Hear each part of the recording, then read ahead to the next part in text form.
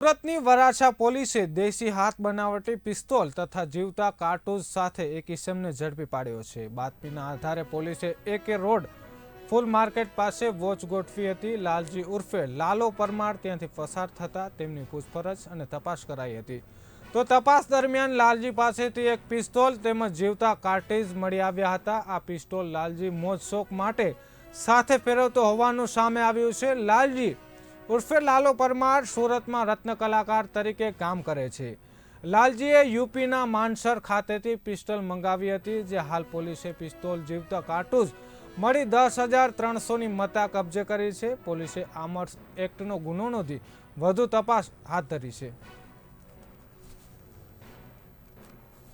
हमें पता चला कि एके रोड मार्केट ब्रिज के सामने एक झोपड़पट्टी है। वहाँ पे ये आदमी, इसके पास एक देसी बनावट की पिस्तौल है और लाइव राउंड्स हैं। तो वहाँ पे जब हम गए तो हमें ये पिस्तौल बरामद हुआ और 3 लाइव राउंड्स बरामद हुए।